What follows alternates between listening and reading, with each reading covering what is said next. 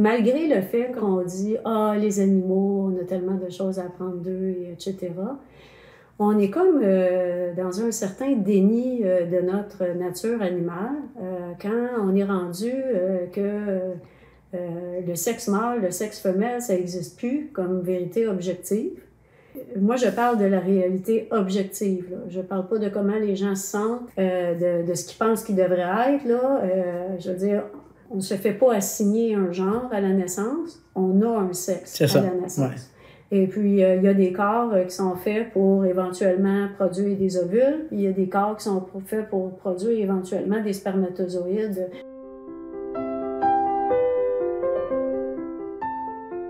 Repère avec Louis-André Richard. Caroline Kilsdonck, ou l'art de tracer la frontière entre l'homme et les autres animaux. Léonard de Vinci a écrit « Le jour viendra où les hommes regarderont le meurtre des animaux comme on regarde aujourd'hui le meurtre des êtres humains. » Ce jour est-il arrivé? À bien des égards, il semble que oui. Nous vous invitons aujourd'hui à la conversation avec la vétérinaire Caroline Kilsdonck, qui, grâce à sa grande expertise sur le soin animal, nous offre l'occasion d'une réflexion plaçant les repères, les limites et les atouts de notre coexistence avec les autres animaux. Bonne écoute!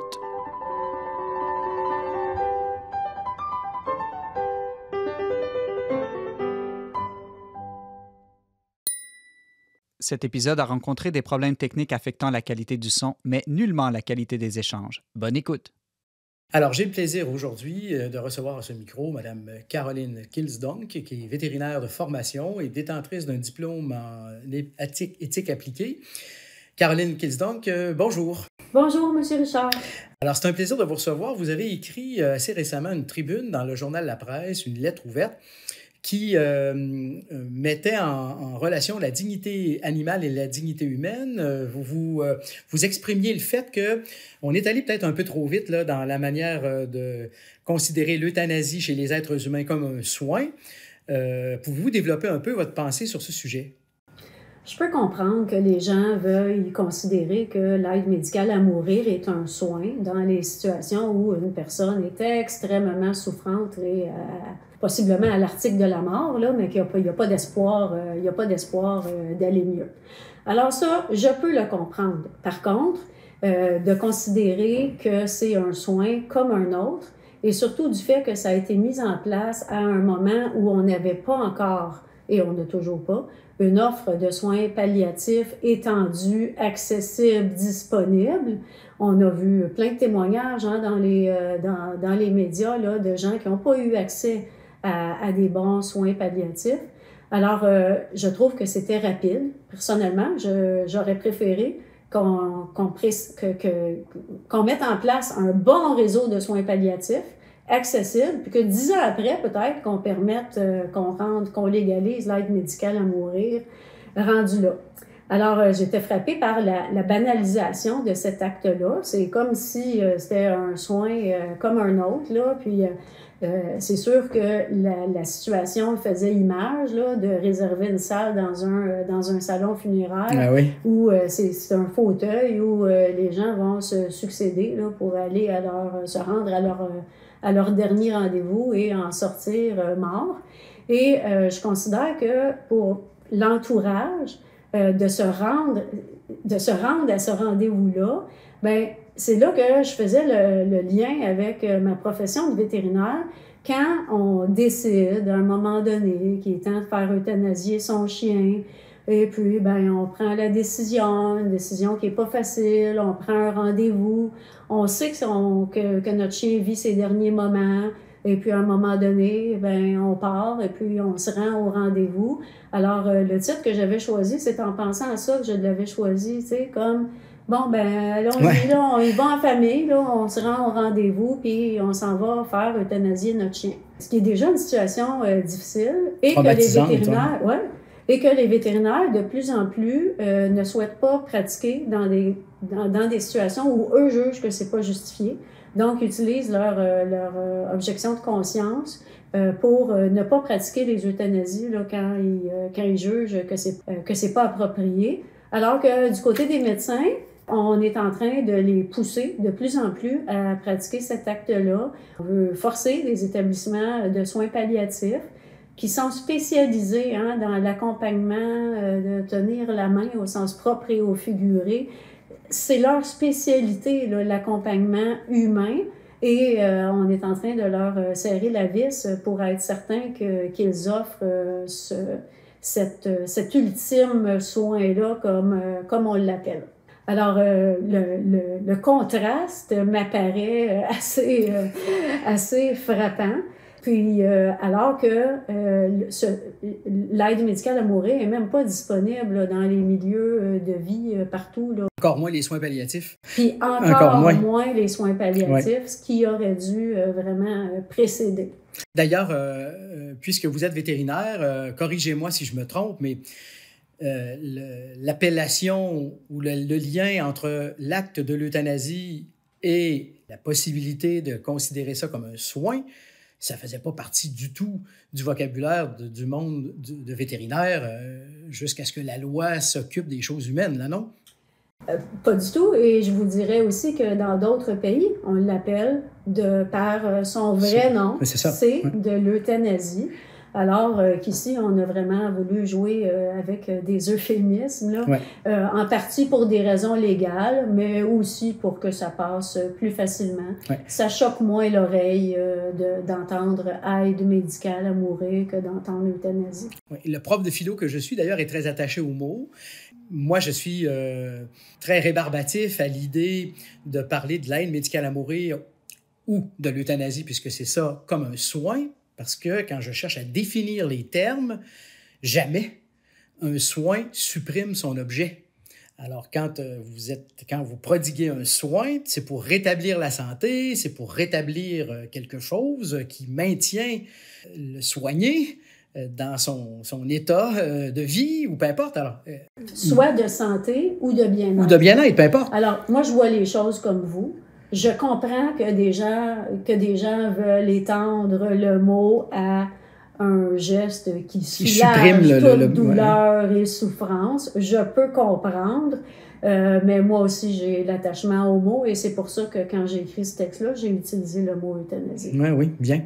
Écoutez, je profite encore une fois de votre expertise de vétérinaire pour vous, comme vous avez une longue expérience dans le domaine, comment vous liez et délier, c'est-à-dire comment vous mettez ensemble et puis vous distinguez ce qu'on appellerait la valeur intrinsèque de l'être humain, la dignité humaine versus la dignité réelle qu'on doit exercer à l'égard de tous les autres animaux. Il y a un nivellement ou il y a une différence? Il y a certainement une différence. Elle est là. Elle est factuelle, la différence. Comme, étant donné le pouvoir et l'impact de l'espèce humaine sur la planète, ça nous donne énormément de responsabilités, mais ça nous donne un statut qui, de toute évidence, n'est pas le même. Alors, c'est juste un constat de dire que l'espèce humaine a un statut supérieur de responsabilité, à celui des animaux, qui amène, beaucoup de responsabilités. Pourquoi? Parce qu'on est capable de se projeter dans l'avenir. Alors, à mon sens, de dire que l'humain a une certaine supériorité, ben, cette supériorité-là, c'est en bonne partie la capacité de se projeter dans l'avenir et ça nous donne la responsabilité de réfléchir à l'avenir et à l'impact qu'on a. De bien gérer ce qui est autour de nous. Absolument, à la société qu'on laisse et à notre impact sur les milieux naturels aussi. Il y a des gens qui souscrivent à ce qu'on appelle l'idéologie antispéciste, puis qui vont vous accuser d'être spéciste. C'est-à-dire, dans ce que vous venez de dire, vous représentez quelqu'un qui affirme, au nom des faits, qu'il y a cette supériorité de l'être humain sur les autres animaux. C'est récusé totalement par ces gens-là, qui, je pense, tiennent leur argumentaire sur le fait qu'il y a une sensibilité commune entre toutes les espèces animales. Comment vous développez votre réponse à l'égard de cette accusation contre vous, là, méchante vétérinaire? Je partage tout à fait la conscience de la sensibilité partagée. Je suis très, très, très consciente, et ça me passionne d'ailleurs, de nos racines animales, du fait que l'humain est une espèce animale, qu'on n'est pas si différents. Donc, c'est pas des différences fondamentales. Je souscris à ça totalement. Si on considère comme une accusation de me dire que je suis spéciste, eh bien, c'est que j'ai le courage de décrire les faits. Et aussi, dans ma vision éthique, de manière générale, moi, j'aime réfléchir à des questions éthiques qui peuvent inspirer nos actions. Alors, comment ça m'inspire dans mes actions? Et il faut que ce soit réaliste. Et il faut que ce soit cohérent. Est-ce que on serait capable d'appliquer une philosophie antispéciste à l'ensemble de notre fonctionnement social et nos relations avec le vivant? Non. C'est complètement impossible. Ben, si on dit que le coyote et le chevreuil et l'araignée et le ver de terre et le canard ont tous une place égale, moi, je vous dis, toutes les espèces ont une importance au sein. Dans l'écologie, c'est sûr. Dans l'écologie, toutes les espèces. Et c'est moi qui va en faire l'advocacy amplement. Donc, oui, il y a une place pour toutes les espèces. Ceci étant dit, si on se met à voir chacune de ces vies-là comme des vies individuelles, ce que font les antispécistes qui sont abolitionnistes, et on voit ces animaux-là comme des individus, ça devient impossible à gérer parce que, par exemple, le droit d'un animal à manifester les comportements normaux pour son espèce, si le comportement normal de son espèce est d'exercer la prédation sur un autre animal, qui est une proie, ben là, comment on fait là pour faire respecter ce qu'on voudrait que soient des droits intrinsèques de chacun de ces individus-là? Alors, il y a une part dans la nature qui est hors de notre contrôle. Il y a sa part de cruauté, oui. C'est ça, et qui est du fait de la nature. Et à un moment donné, là, je pense qu'il faut faire attention de ne pas se situer en dehors de la nature. Les gens qui ont la vision antispéciste disent qu'ils évitent de cette façon-là de se placer de manière supérieure aux autres espèces. Je suis pas d'accord avec cette affirmation-là parce que pour moi, il se situe à l'extérieur des écosystèmes et tellement supérieur aux autres espèces qu'il voudrait réglementer tout ce qui se passe dans la nature et contrôler ce qui se passe dans la nature selon si eux voient ça que leur propre code, je dirais, c'est ça. Exactement. Donc, imposer un code moral qui est celui de certaines personnes. C'est très intéressant, si je vous comprends bien, vous me corrigerez, c'est que dans le fond, l'antispéciste veut corriger un ancien code moral, mais dans le fond, c'est pour en imposer un autre qui, de ce point de vue-là, répond au même reproche, si je pourrais dire. Là. Exactement, et qui est impossible à appliquer de façon intégrale dans le monde naturel. Écoutez, je pousse ça un peu plus loin. Je me mets toujours dans la peau de l'antispéciste qui vous écoute puis qui dit, écoutez, je pense que vous m'avez mal compris. Je vous dirais la chose suivante. Je consens évidemment à respecter les faits, c'est-à-dire que toutes les espèces ne sont pas totalement équivalentes entre le ver de terre, le chimpanzé et nous. Il y a des différences hiérarchiques évidentes, je dirais. Mais nous avons, par notre particularité d'exercer un pouvoir sur le monde qui nous entoure, nous outrepassons, je dirais, le cadre légitime de nos gestes. Finalement, on est pire que le plus cruel de tous les animaux, de toutes les autres espèces. Finalement, il y a un déficit de dignité à notre égard à cause de la cruauté dont on fait preuve par la pollution, par l'élevage industriel, par toutes ces choses-là. Donc, je vous concède qu'on n'est pas totalement égaux, mais dans notre inégalité, on reste l'espèce animale à qui on doit faire tous les reproches. M'adressant à un vétérinaire, j'aimerais bien savoir ce qu'il en pense. Oui, bien, la réponse, comme toujours, va être nuancée. Il faut. Il y a une partie de vérité là-dedans. il y a une partie de vérité parce que, comme je disais tantôt, on est quand même les grands responsables de ce qui se passe sur la Terre, là, notre espèce. Alors, oui, oui, c'est l'espèce qui doit recevoir les blâmes. Ceci étant dit, il faut que ce blâme-là mène à quelque chose de concret, quelque chose de positif. Ça peut pas être juste de la haine de l'être humain. Ça peut pas être juste comme les animaux sont parfaits, sont merveilleux et voici, on devrait apprendre d'eux et etc. Et nous, les méchants humains, on fait ci, on fait ça, puis le discours s'arrête là. Oui, voilà. Alors, mais encore, alors moi, si quelqu'un me sort ces arguments-là, ben là, je l'amène sur mon terrain. Mon terrain, c'est, oui, l'espèce humaine, elle prend beaucoup de place. Oui, elle a une empreinte écologique très grande. Oui, sa population est de plus en plus grande. Comment on fait pour favoriser une belle cohabitation sur la Terre? Comment on fait pour maintenir des écosystèmes sains, à la fois pour leurs valeurs intrinsèques, mais aussi parce que c'est favorable à la santé de nos petits-enfants et nos arrière-petits-enfants. C'est la projection de l'avenir dont vous faisiez référence, à laquelle vous faisiez référence tout à l'heure. Alors, à la fois pour nous, puis nos descendants, et pour leurs valeurs intrinsèques.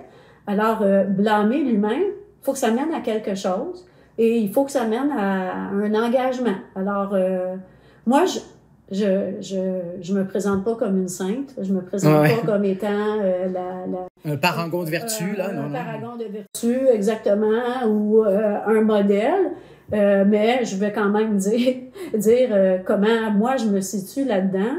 Ben ça fait depuis que j'ai l'âge adulte que j'essaie de faire mon possible et de réfléchir à ma contribution, à la fois mon empreinte écologique, ma contribution à la société, à ce qui va rester, etc.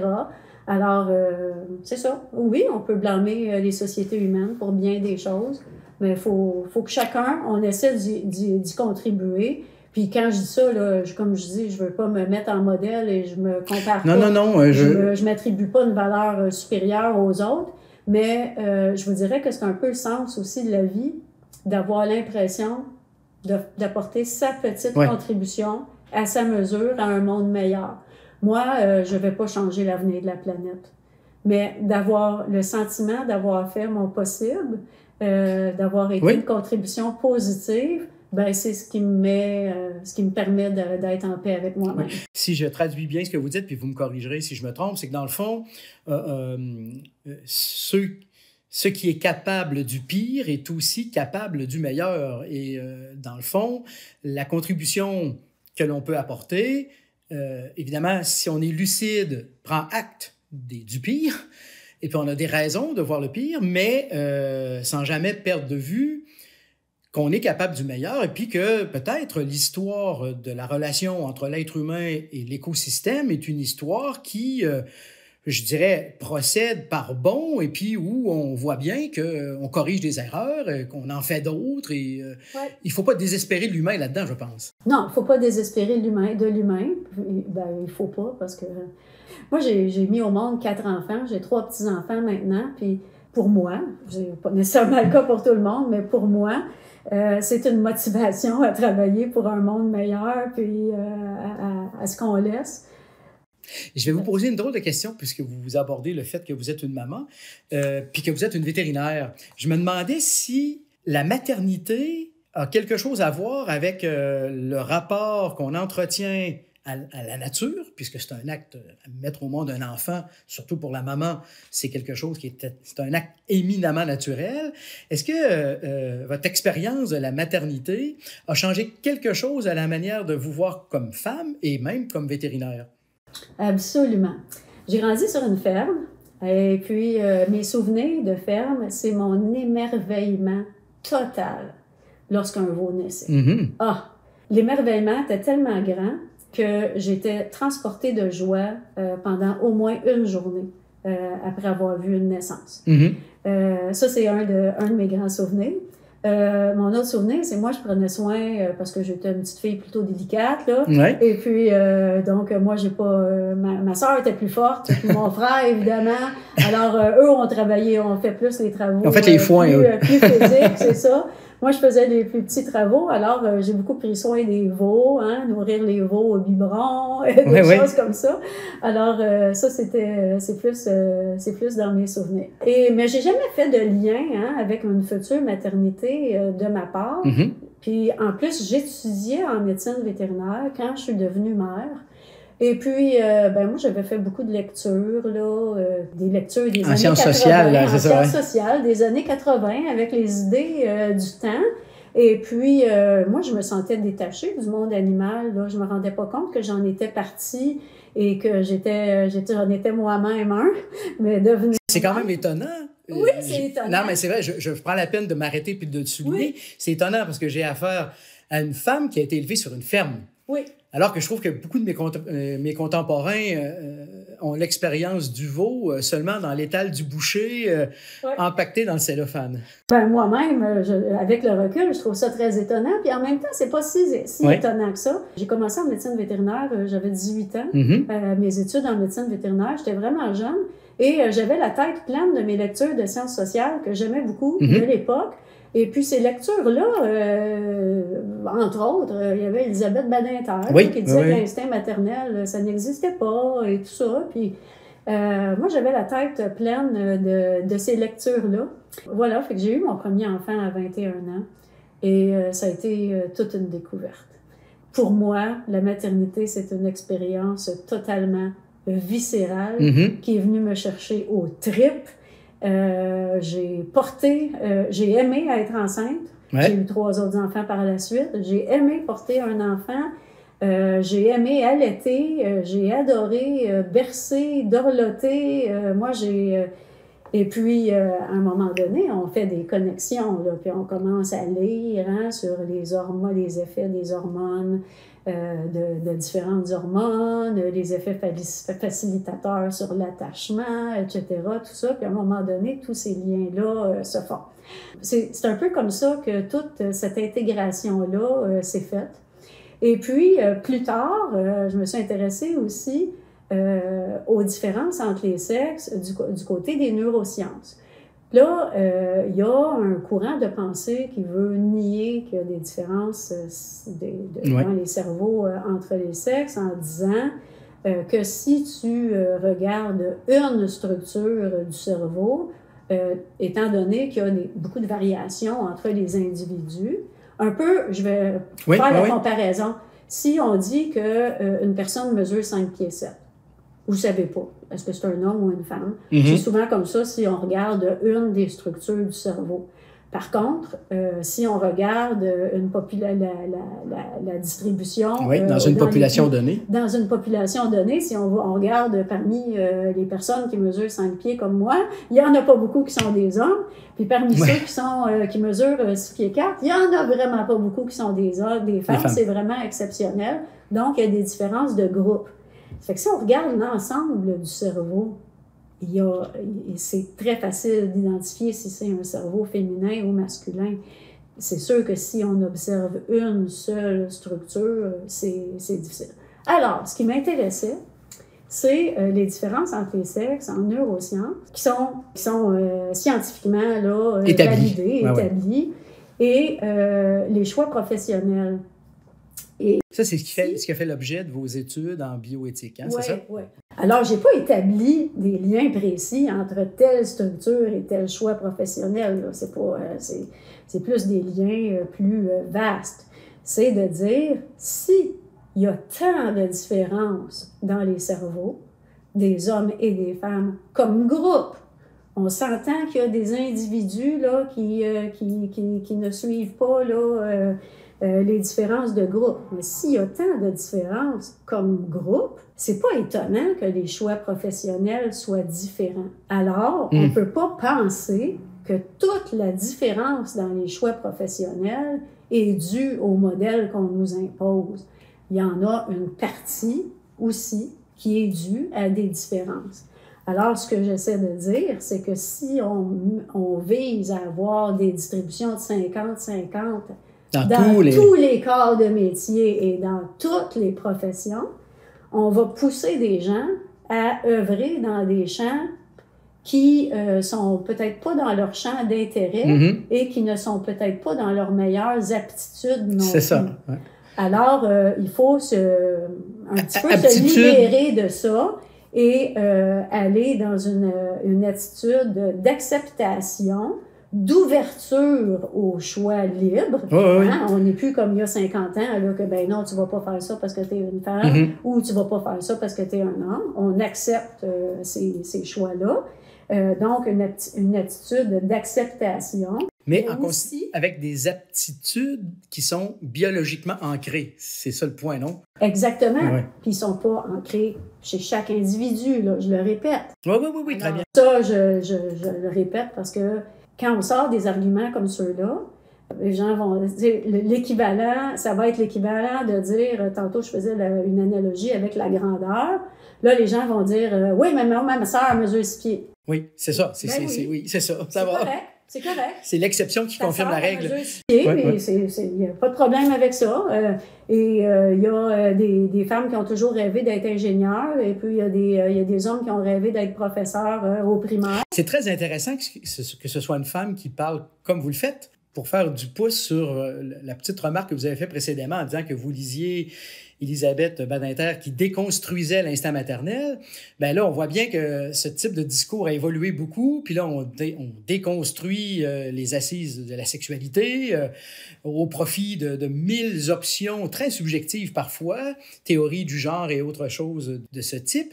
Et je disais que c'est intéressant que c'est une femme qui en parle puisque dans cette façon de revoir même la science, on va accuser la biologie d'être trop masculine. Vous avez déjà entendu ce genre de choses. Donc, j'aime bien l'approche par laquelle vous passez, qui montre que, dans le fond, par la neurobiologie, on est quand même capable de dire que par-delà les différences individuelles, il y a quand même quelque chose qui subsiste en lien direct avec la nature. Et puis, il y a quand même des reproches qui sont justifiés envers la biologie et les sciences médicales. Par exemple, sur les études qui vont des études d'efficacité de médicaments, par exemple. Ah, oui. Bon, alors c'est important qu'il y ait autant d'études qui soient faites sur des femmes qu'il y en a sur des hommes, pour des hommes et tout. Alors, comme dans l'ensemble de mes propos en général, oui, il y a des reproches à faire, il y a des nuances à apporter, il y a des choses à améliorer. Ceci étant dit, il ne faut pas tout balayer du revers de la main. Et c'est pas parce que des études font des constats sur des différences que ça mène à une normativité d'imposer des choses à des individus, là. D'ailleurs, le reproche que vous soulevez donne raison à votre explication scientifique.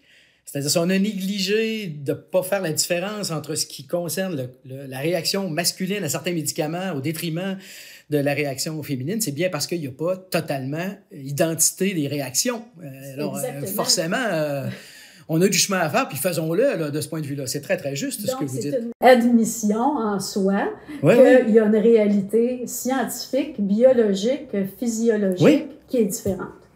Écoutez, j'ai eu la chance de participer à beaucoup de missions avec le Conseil canadien de protection des animaux pour aller visiter des animaleries dans les hôpitaux, dans les centres de recherche.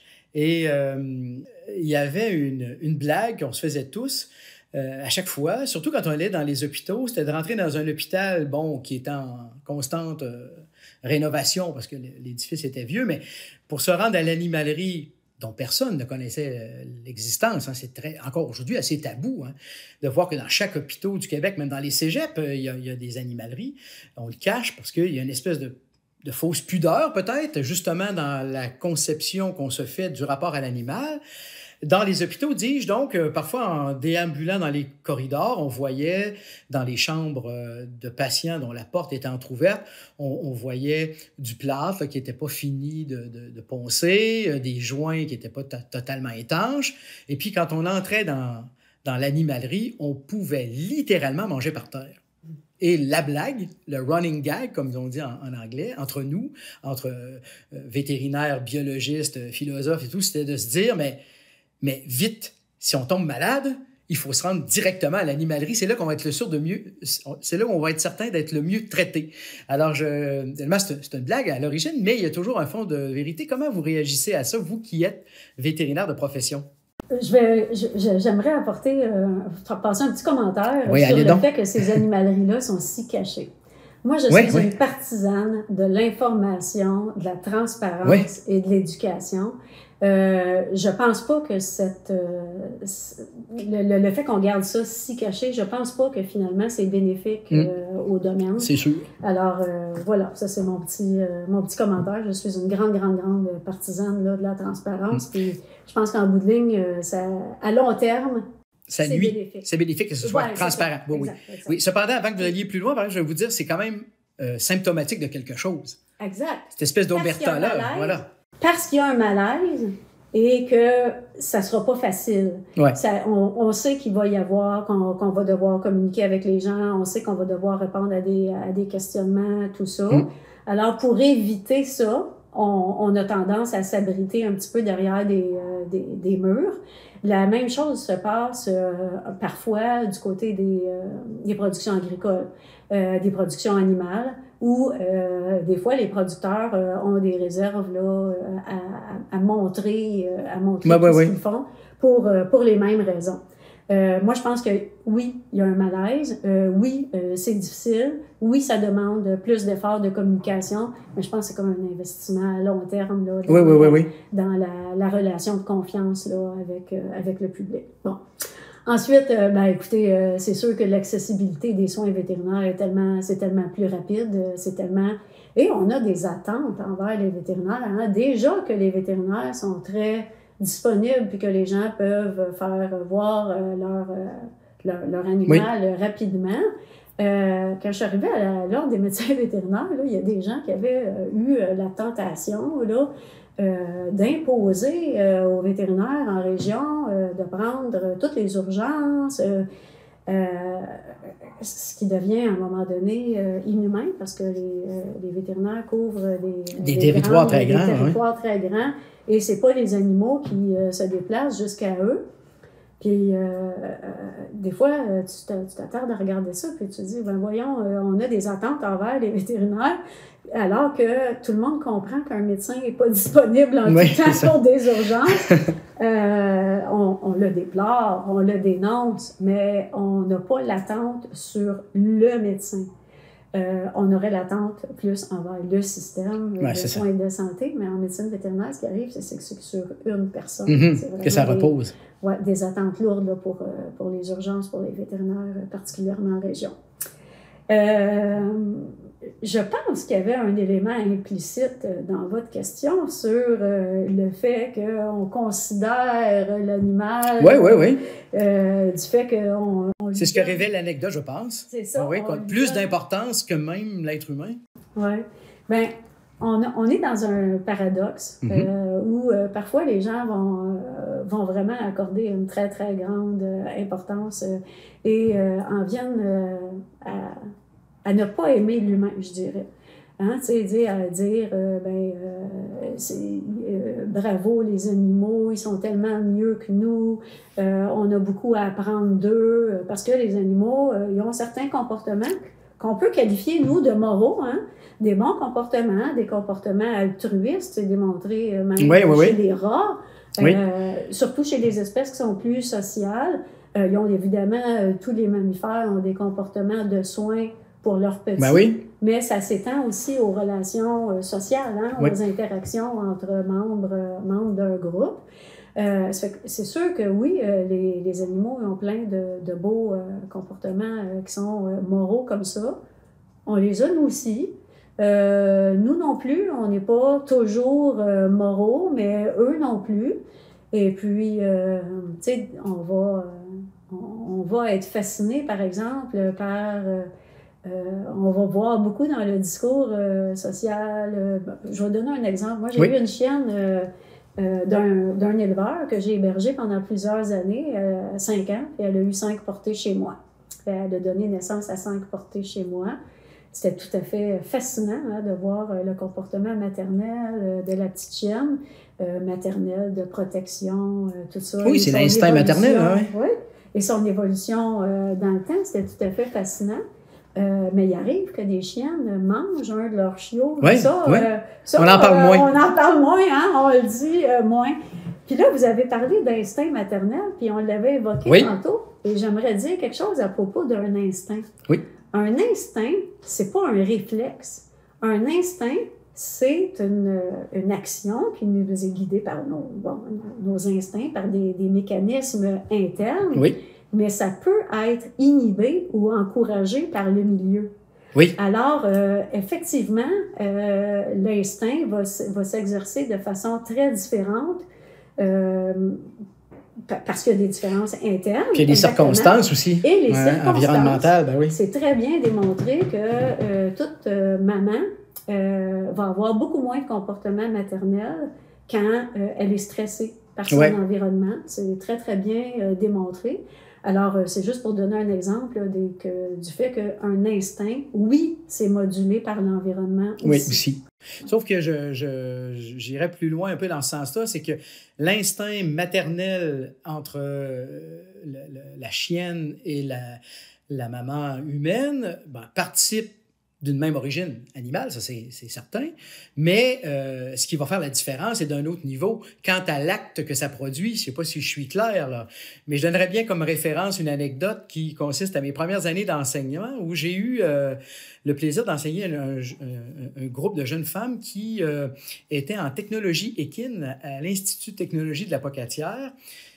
Ces jeunes filles suivaient mon cours de philo et à l'occasion d'un cours où nous avions abordé cette question de l'instinct puis de la conscience morale, une des jeunes filles est venue vers moi et me dit « Écoutez, monsieur, c'est clair que mon cheval, parce qu'on parle de jeunes filles ici qui avaient une proximité très grande avec des chevaux qui étaient des chevaux de prix et puis avec lesquels ils faisaient de la compétition. Donc, ils avaient vraiment une très grande intimité entre la cavalière et sa monture. Et elle me disait, vous savez, dans ma tête, c'est clair, le comportement moral de mon cheval est beaucoup plus édifiant que celui de mon copain, parce que mon copain m'a trompé avec ma meilleure amie. Mon cheval, il est d'une affection absolument indéfectible à mon égard. Et puis, je lui ai dit, écoute, c'est dommage parce que peut-être un jour rencontreras-tu un garçon qui non seulement atteindra le standard de ton cheval, mais le dépassera de loin puisqu'il va te choisir pour ce que tu es, il va le faire libre et volontairement, il va assumer la responsabilité qui va d'aimer un être humain de manière humaine et pas seulement à la façon d'un cheval. Exactement. Et pour revenir sur l'exemple de la maternité, il y a des mécanismes instinctifs. On parlait de la maternité. Je voudrais ajouter que la paternité relève des mêmes mécanismes instinctifs. Oui. Quand le père va développer un attachement avec son jeune enfant, c'est les mêmes mécanismes. Ils sont favorisés par un déclenchement hormonal chez la mère là, après la naissance, puis aussi par l'allaitement. Donc, c'est comme un facilitateur hormonal, mais les interactions entre le père et son jeune enfant vont venir causer le même attachement, tout comme une femme qui adopte un enfant. J'en profite pour mentionner que l'attachement, ça se développe au fil des interactions et avec le temps. Oui. Alors, les personnes qu'on aime, il faut avoir des interactions positives. Ah oui. Tu sais, il y a un vieil adage qui dit « loin des yeux, loin du cœur ». Mais le sentiment d'attachement, ça se nourrit des interactions, les regards, les échanges, la main sur l'épaule, toutes ces petites choses-là viennent... Absolument. Comme ça en fin de vie aussi, d'ailleurs, oui. D'ailleurs, là-dessus, on n'aura pas d'occasion de chicane, puisque la tradition philosophique depuis le tout début, en commençant par le philosophe grec Aristote, disait que nous sommes des zoon politikon, c'est-à-dire des animaux sociaux. Alors, c'est sûr que tout instinct, je dirais, ne peut pas mener à quelque chose d'épanouissement en dehors du fait que ça favorise des liens humains, puis des liens avec l'environnement qui nous entoure, dont les animaux. Mais même si je souscris à l'idée qu'on parle bien d'une origine commune de l'instinct, que ce soit chez l'homme et chez la femme, il y a quand même, vous me corrigerez si je me trompe, une forme de manifestation qui appartient en propre au genre. La maman et le papa vont finir par développer un attachement similaire à l'égard de leurs enfants, mais certainement pas de la même manière. Vous êtes d'accord, non? Je suis 100% d'accord. C'est ce que ma femme me dit, moi. Je suis 100% d'accord. Et encore là, il y a des variations individuelles. Oui, tout à fait. Je sais Je le mentionne toujours, mais il y a des différences de groupe, C'est ça. absolument. Et c'est bon de valoriser les deux. Absolument, oui. Donc, il y a des styles parentaux. Puis chaque famille va être unique, hein? Chaque couple là, dans sa façon d'élever ses enfants va être unique. Et puis, avec le temps aussi, les deux parents s'ajustent en fonction un peu du style parental de l'autre aussi. Absolument. C'est ça. Alors, ce qui est un défi, toujours, quand même. Oui. Mais moi, ce que je voulais dire par là, c'est que non seulement les facteurs environnementaux, mais le fait que la maman porte en son sein l'enfant jusqu'au jour de l'expulsion, ça fait que tout au long de l'existence, ça aussi c'est une blague, mais c'est une blague gentille, on finit par dire, couper le cordon, c'est plus difficile pour la mère que pour le père. Le père a tendance à être plus extérieur, puis à s'échapper du giron plus facilement. Et puis, dans une complémentarité idéale, je dirais, c'est bien que la mère ramène son homme à la maison, puis enfin bref, vous comprenez un peu ce que je veux dire, mais je pense qu'il y a quelque chose là d'assez déterminant, je dirais, allant à l'encontre d'un nivellement des différences sexuées, même dans le rôle parental. Absolument. C'est pas banal. C'est pas banal. Moi, quand j'y pense, c'est que d'avoir porté mes enfants. Et moi, je suis très petite et quand je regarde ces 4 grands adultes-là bâtis, c'est encore émouvant pour moi de penser que je les ai tous portés un par un. Questions, commentaires ou objections, rejoignez Louis-André Richard à repère@le-verbe.com.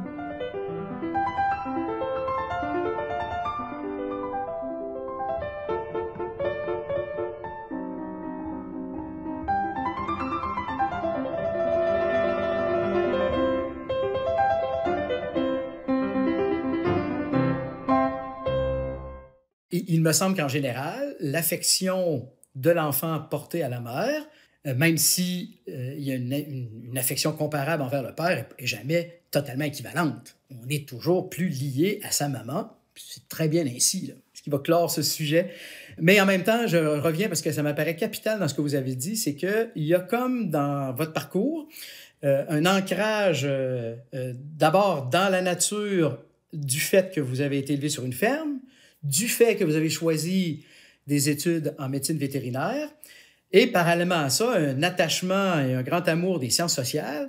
Donc, un désir de bien comprendre l'humain et l'humain en interaction, ce qui fait qu'en bout de ligne, je retiens bien que vous avez su décrypter la tendance qui est en train de prendre énormément de place, d'une espèce de divorce entre la nature et la culture, où on échafaude toutes sortes de théories qui, en tout cas, m'apparaissent à moi parfois très loufoques, du moins très, très éloignées du rapport aux faits biologiques. Et je ne sais pas comment vous voyez l'avenir en tant que personne qui pense l'humain et les sciences sociales, comment vous voyez l'avenir à l'égard de toutes ces questions, les questions du genre et tout, ça s'en va dans une direction qui semble déjà écrite d'avance, mais il me semble que là, comme pour le rapport aux animaux, on se demande comment ça va arrêter, si ça doit le faire, puis de quelle façon. Vous avez une idée là-dessus? Malgré le fait, comme je disais tantôt, qu'on dit « Ah, les animaux, on a tellement de choses à apprendre d'eux, etc. », on est comme dans un certain déni de notre nature animale quand on est rendu que le sexe mâle, le sexe femelle, ça n'existe plus comme vérité objective. Moi, je parle de la réalité objective. Là. Je ne parle pas de comment les gens se sentent. Je pense comment ils perçoivent. De comment ils s'identifient, de ce qu'ils pensent qu'ils devraient être. Là. Je veux dire, on ne se fait pas assigner un genre à la naissance. On a un sexe à la naissance. Ouais. Et puis, il y a des corps qui sont faits pour éventuellement produire des ovules. Il y a des corps qui sont faits pour produire éventuellement des spermatozoïdes. Je dis éventuellement, en fait. Qui en produisent de fait. Oui, c'est ça. Si on ramène ça là, au plus fondamental, là, c'est ça. Et puis, là, il y a un concept de sciences sociales qui est le concept de genre, qui est même pas tout à fait clair parce que ces définitions varient avec le temps. Quand on a commencé à en entendre parler, ça voulait dire un peu les attentes stéréotypées liées à notre sexe. Mm-hmm. Hein? comme dans mon cas, les attentes stéréotypées parce que je suis une femme. Donc, c'est ça. Au début, c'était ça. Après ça, là, ça devient plus un ressenti. Oui. Là, et puis une identité. Donc, le ressenti puis l'identité se recoupent passablement. Je pense que c'est important de savoir que les concepts comme ceux-là ont tendance à évoluer avec le temps. C'est un fait. Donc, il y a des courants de pensée, ça évolue avec le temps. Tandis que la réalité biologique, là, depuis les origines de l'humanité, elle n'a pas changé. C'est plutôt stable. Alors, peut-être commencer par démêler les deux et savoir à quoi on réfère. Ça fait déjà une dizaine d'années que j'ai commencé à voir dans des études scientifiques, médicales, on parlait de genre, alors que si on parlait de, par exemple, là, le risque de diabète, différencié selon on n'aurait pas dû parler de genre. Non. On aurait dû parler de sexe. C'est ton sexe biologique en grande partie qui va déterminer ton risque à différentes maladies et non l'identité de genre. Alors, la confusion, elle a été introduite progressivement. C'est comme si le mot sexe a été enlevé, a été remplacé par le mot genre. Et là, ça avait l'air bien anodin. Mais là, c'est plus anodin parce que c'est la confusion totale. Parce que là, on va arriver où on va parler de... un médecin va être devant son patient. Il va avoir besoin de connaître la réalité biologique de cette personne-là. Ben oui. Si cette réalité biologique-là est que il est né d'un sexe, et qu'il y a eu des traitements hormonaux, des chirurgies ou peu importe, ou des bloqueurs hormonaux ou peu importe, bien, ça fait partie de son historique médical, mais il faut pas juste inclure ça dans des études comme la personne est une femme. Ouais. Parce que biologiquement, son corps ne réagit pas comme celui d'une femme. On en a la preuve quand on voit à quel point ces personnes-là ont de la facilité à gagner dans plusieurs épreuves. Oui, c'est ça, ben oui. Quand ils se présentent contre des femmes, c'est un excellent exemple qui montre, je pense, qu'à un certain point, les dérapes de ce genre de propositions idéologiques, ça peut faire l'affaire de bien des individus de changer de créneau pour faire gagner là où ils auraient perdu. En tout cas, ça peut être une des choses à considérer. Et si ce n'est pas leur motivation, c'est quand même une conséquence. Absolument. Et cette conséquence-là s'exerce sur toutes les femmes qui sont en compétition et qui peut amener une grande démotivation là, chez toutes les participantes féminines. Là. Est-ce que depuis l'origine, parce que vous avez été présidente de l'Ordre des médecins vétérinaires, est-ce que depuis l'époque où vous avez commencé à étudier et à exercer la médecine vétérinaire jusqu'à aujourd'hui, vous avez vu, qu'est-ce que vous avez vu comme changement et évolution chez les vétérinaires eux-mêmes? Je vais préciser ma question par une information que j'ai vue il y a quelques années. Un de vos confrères, le docteur Delorimier, si je me souviens bien, avait organisé un colloque il y a quelques années sur le soin palliatif chez les animaux de compagnie. Moi, ça m'avait étonné parce que je me disais, le soin palliatif, c'est conçu pour accompagner des êtres humains envers qui le curatif s'est terminé. Puis là, je me disais, faire une espèce de copier-coller de cet environnement de réflexion pour les animaux de compagnie, je me disais, c'est peut-être une projection. Finalement, c'est des soins palliatifs pour les maîtres, plus que pour le chien, le chat.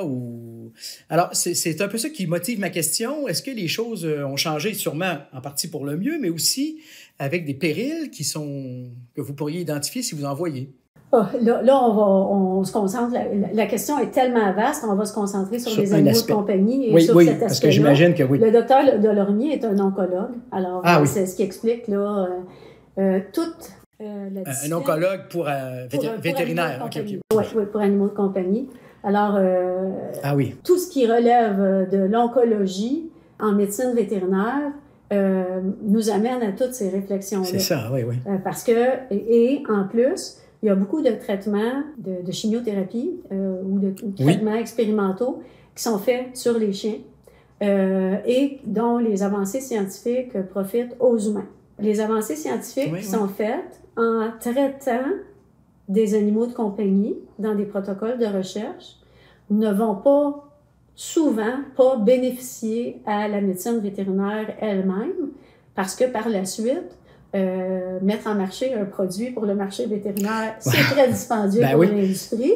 Alors, c'est vraiment très, très peu probable que le produit en question soit mis en marché pour les animaux.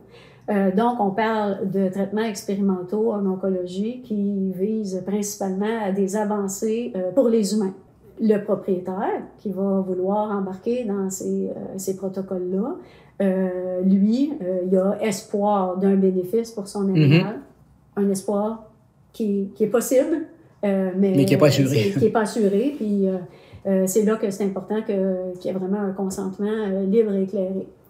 Alors, par contre, il y en a des traitements qui sont bien démontrés efficaces là, pour certains cancers, là, déjà chez les chiens, avec des taux d'efficacité variables. Et avec un engagement quand même de la part du propriétaire, c'est quand même un engagement, là, mettre un de ces animaux sous chimiothérapie. Alors voilà, tout ce qui est la question de l'oncologie, ça pose beaucoup de questions. Et puis, les soins palliatifs pour animaux, effectivement, quelle est la justification morale que les gens ont de vouloir, parce qu'on pourrait l'euthanasier l'animal, là, rendu là. Puis ça va finir comme ça. S'il a besoin de soins palliatifs, ouais. On pourrait peut-être l'euthanasier tout de suite au lieu de lui donner quelques semaines de soins palliatifs. Alors, quel est l'argument éthique que les gens donnent? Il est difficile. On ne l'entend pas tellement. Je le trouve pas cohérent, tu sais, comme je lui dois ça ou je veux qu'il puisse vivre le plus longtemps possible. Ben OK, mais quelle est la qualité de vie de l'animal pendant là, il est en soins palliatifs. On soulage sa douleur, mais est-ce qu'il y a un bénéfice? C'est intéressant. Est-ce qu'il vive ces 2 semaines de plus-là? C'est peut-être Est-ce que la motivation profonde est plus l'incapacité du maître à prendre la décision finale et que ce soit terminé? Oui. C'est probablement le cas dans certains cas. Ça met en évidence ce que vous disiez précédemment, je pense, c'est-à-dire que ça nous replonge au cœur de la relation elle-même, où il n'y a pas la même réciprocité. Le soin palliatif pour l'espèce humaine, pour les êtres humains, c'est que, en tout cas ceux qui en font l'expérience voient bien que accompagner quelqu'un jusqu'au bout, dans le confort que permettent les soins palliatifs, il y a un échange. Il y a un échange même tactile, puis on sent bien, pour moi, j'ai vécu ça moi-même avec des proches, on sent bien qu'il y a quelque chose qui se passe entre 2 consciences qui se rencontrent.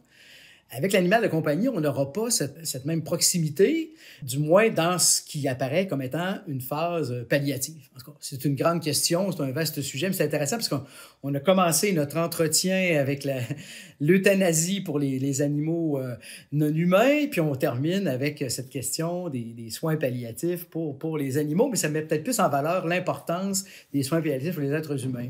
On arrive presque à la fin, mais je vous vois trépigner, je vous écoute, alors... Oui, ben, j'ai envie de dire, moi j'ai 3 chiens, j'en ai 2 qui sont vieux. Quand j'en ai un qui va vraiment approcher de la mort, si je lui donne pas de soins palliatifs, mais que je le fais euthanasier au moment où il serait rendu à avoir besoin de soins palliatifs, ça ne va pas atteindre mes autres chiens, ça va pas les inquiéter et ils vont pas se demander mais moi, est-ce qu'on va m'abandonner? Est-ce que je vais avoir les soins? Est-ce que si? Est-ce que ça?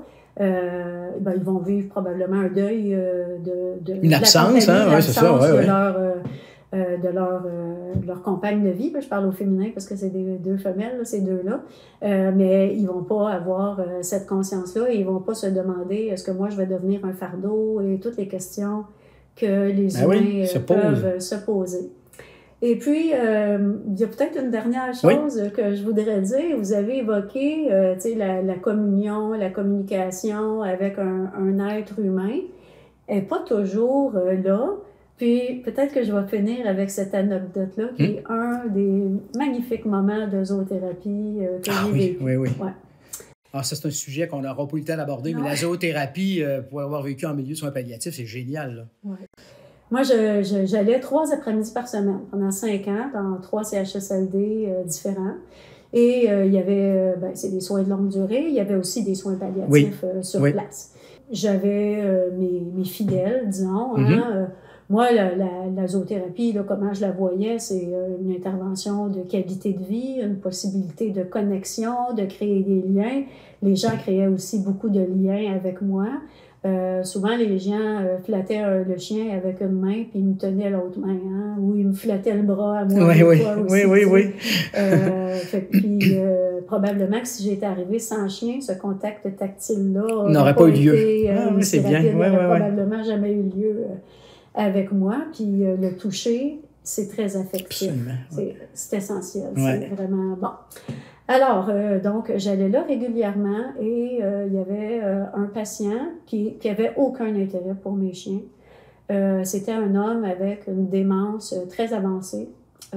Puis j'avais essayé à quelques reprises de même prendre sa main, la mettre en contact avec le pelage. Il n'y avait aucune réaction. Par contre, sa femme, qui allait le voir tous les jours, était toujours contente de me voir et de parler de chien et tout ça. Un jour, elle m'arrête.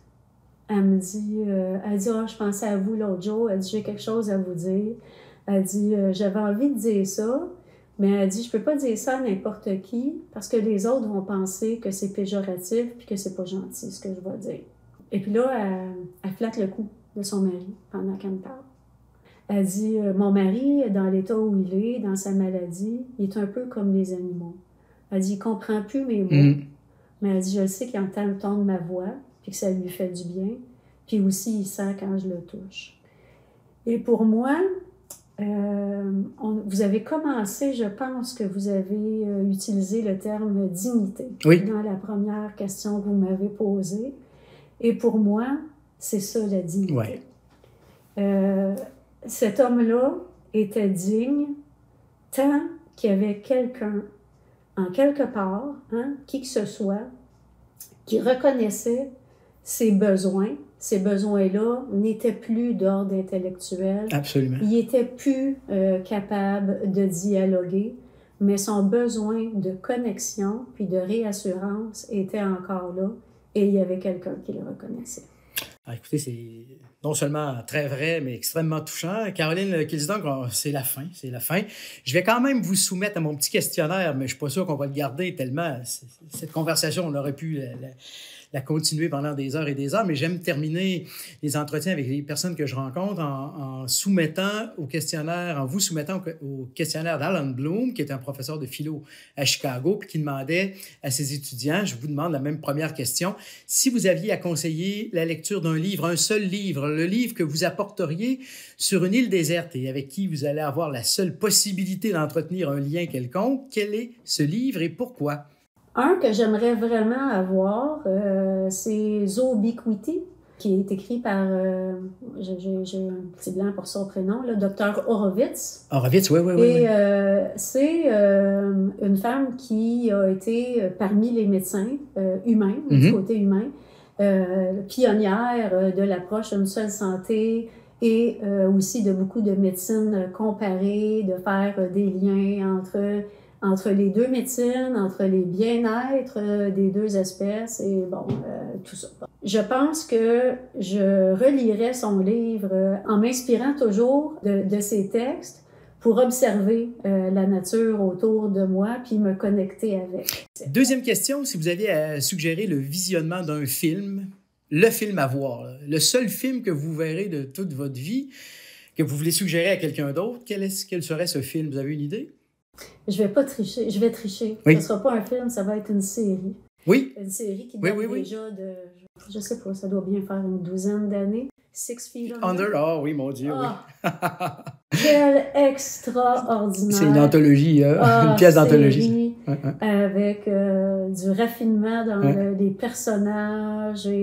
C'est la relation à la mort qui est au cœur de ça quand même. Et la relation à la mort. c'est très important pour moi, je pense, la relation à la mort, la familiarité avec la mort. Oui, oui. Probablement que c'est devenu important pour moi parce que ça manque. Oui. Et que j'ai senti que ça manquait peut-être autour de moi, donc j'ai senti le besoin de cette connexion-là avec la mort. Peut-être aussi parce que, tu sais, je vous ai dit combien c'était important pour moi, mon rôle maternel, d'avoir eu des enfants. La naissance, la mort, c'est des étapes primordiales de la vie. Alors, comment on peut passer à côté de ça? Puis, vous savez, j'ai fait une maîtrise en bioéthique. La bioéthique a tendance à s'intéresser à des questions extrêmement pointues. Ouais.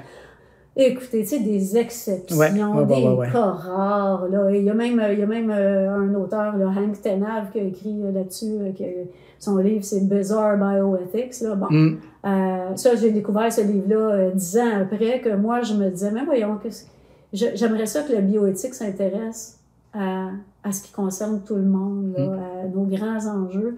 Et puis, le vieillissement, la fin de vie. C'est ça. Et dernière question, parce que le temps fuit vraiment. Avez-vous à suggérer un modèle, une espèce de héros, personnage réel ou fictif, qui vous apparaît être une source d'inspiration particulièrement importante à communiquer à d'autres? Moi, j'ai un faible pour toutes les personnes droites qui ont le courage d'affronter tous les lanceurs d'alerte. Oui. Tu sais, les personnes courageuses, là, comme ça, sont des modèles pour moi. J'ai pas la prétention d'avoir eu des aussi gros dossiers, mais pour moi, c'est très inspirant. Et je dirais aussi un chercheur qui s'appelle Jaak Panksepp. Okay. Je devrais dire qu'il s'appelait, parce qu'il est décédé il y a quelques années. Ma seule photo de groupie, c'est moi avec ce chercheur-là. C'est bien. Alors, il est considéré comme le fondateur des neurosciences affectives, qui est un domaine passionnant, puis qui est un domaine qui vient chercher vraiment au cœur, en profondeur de l'être humain, des animaux aussi, là, mais tu sais, tous les mécanismes d'altruisme et de soins et tout ça, là, c'est tout ce